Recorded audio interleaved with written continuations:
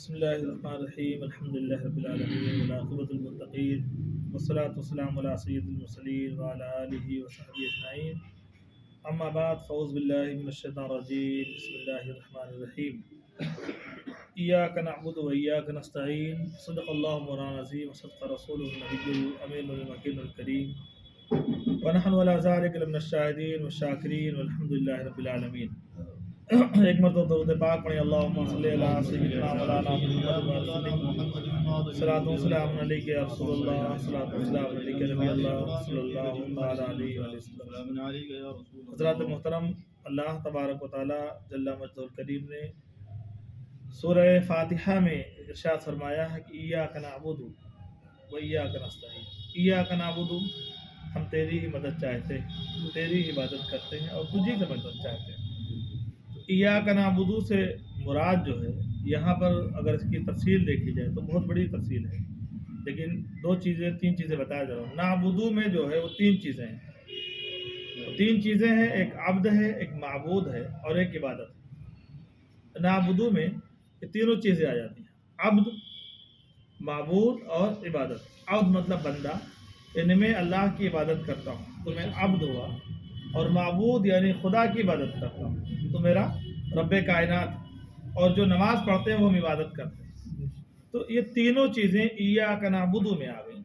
ہم وعدہ کرتے ہیں خدا سے کہ ہم تیری ہی عبادت کرتے ہیں، اور وایاک نستعین، اور تجھی سے مدد چاہتے ہیں۔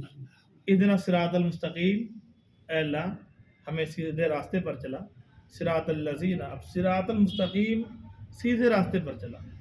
لیکن آج دیکھا جائے تو سیدھا راستہ کون سا ہوگا؟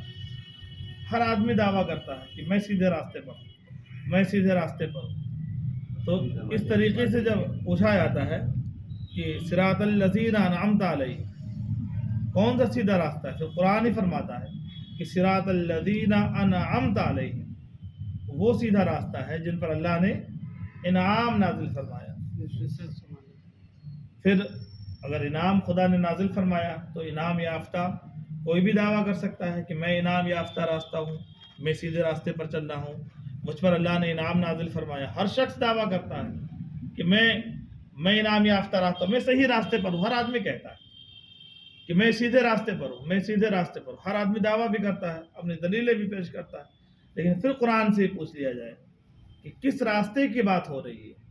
پھر قرآن فرماتا ہے، قرآن کریم کی آیت کریمہ ہے کہ غیر المغضوب علیہم، نہ کہ ان کے راستے پر، غیروں کے راستے پر، ولا الضالین، جس پر تیرا غضب نازل ہوا۔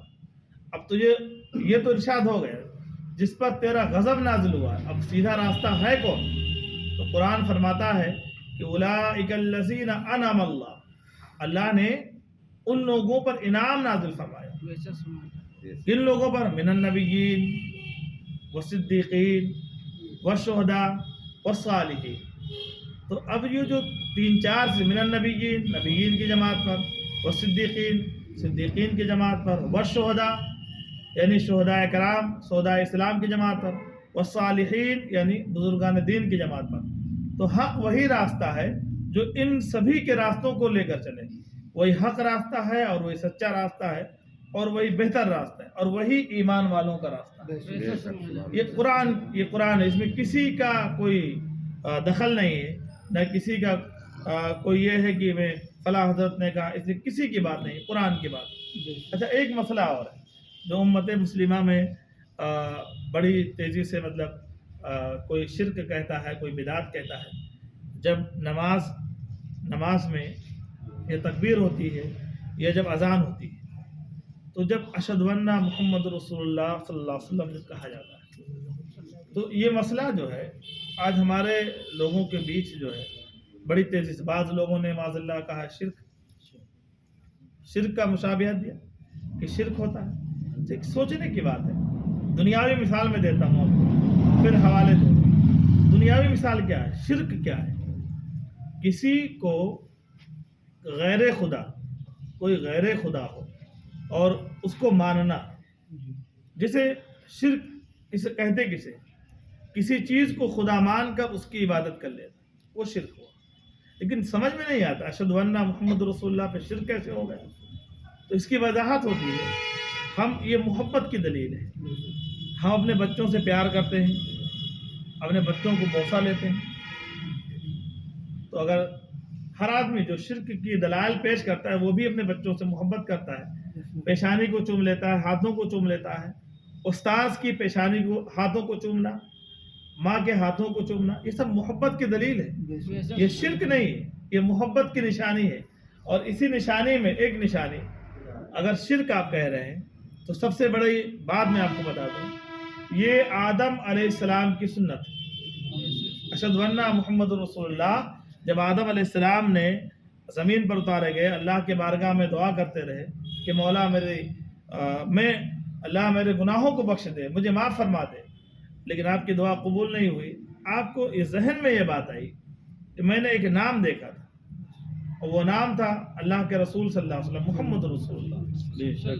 آپ نے جب یہ دل میں سوچا کہ محمد رسول اللہ صلی اللہ علیہ وسلم کا نام میں نے دیکھا تھا، تو نام دیکھنے کے بعد آپ کے دل میں خیال آیا کیوں نہ میں اس کے وسیلے سے دعا مانگوں۔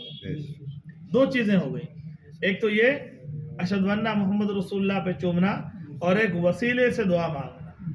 تو اب حضرت آدم علیہ السلام نے کیا فرمایا کہ اے مولا، میں تیرے اس محبوب کے وسیلے سے دعا مانگتا ہوں، میرے گناہوں کو بخش دے، جس کا نام میں نے محمد رسول اللہ دیکھا۔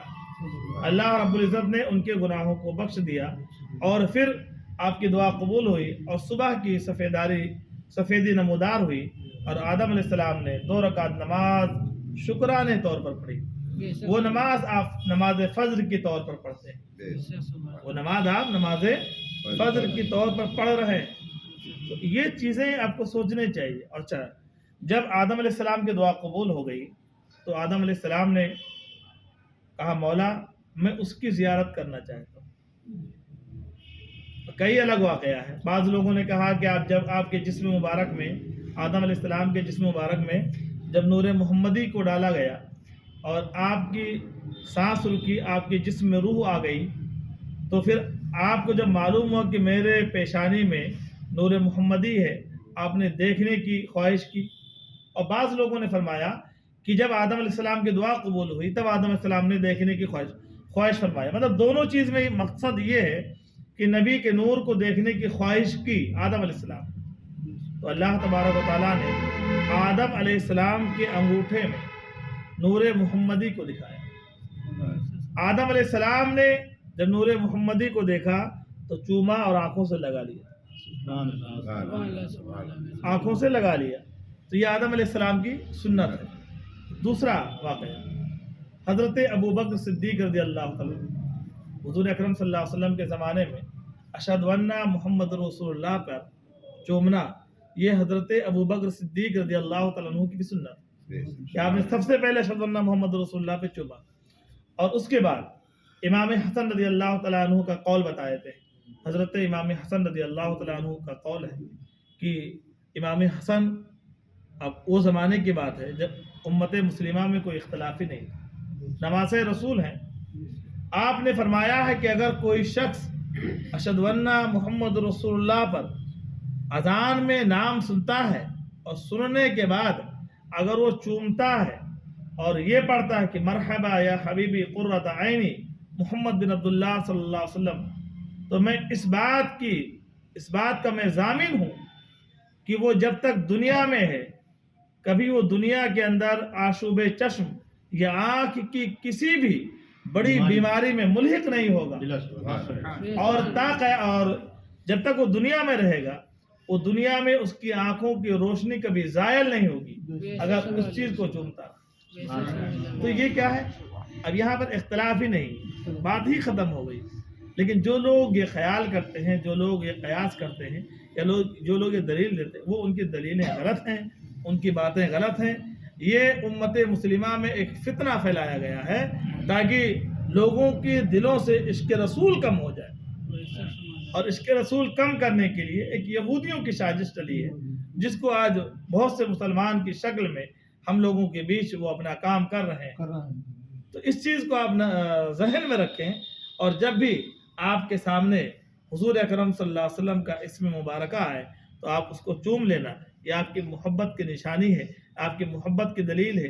اور یہ پختہ ایمان کی دلیل ہے۔ تو ان چیزوں پر ہم غور کریں، اور یہ چیزیں مسئلہ بالکل کھلا ہو گیا، اس میں کوئی طریقے سے کوئی ایسا ہے نہیں کہ اس میں کوئی اختلاف ہو، اختلاف ہی نہیں۔ جب حضرت امام حسن کی بات ہے، حضرت ابوبکر صدیق کی بات ہے، اور اس سے پہلے حضرت آدم علیہ السلام کی بات ہے، تو بات ہی یہاں پر ختم ہو گئی۔ اب جب ہمارے سامنے حضور اکرم صلی اللہ علیہ وسلم کا جب نامی اس میں گرامی آئے تو ہم چومیں اور آنکھوں سے لگا لیں۔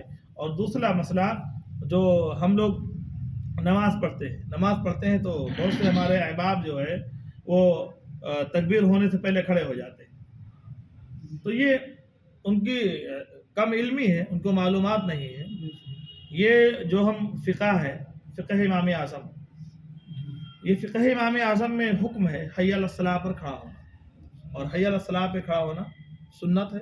اس لیے ہم اپنے دوستوں کو، اپنے احباب کو اس کی تلقین کریں کہ آپ حی علی الصلاۃ پہ کھڑے ہوں، اور آپ خود بھی حی علی الصلاۃ پر کھڑے ہوں، اور لوگوں کو بھی اس کی تلقین کریں۔ مولا تبارک و تعالیٰ سے دعا ہے ہم تمام مسلمانوں کو اہدنا الصراط المستقیم پر چلنے کی توفیق و رفیق عطا فرمائے۔ وما علینا بلاغ۔ السلام علیکم ورحمۃ اللہ وبرکاتہ۔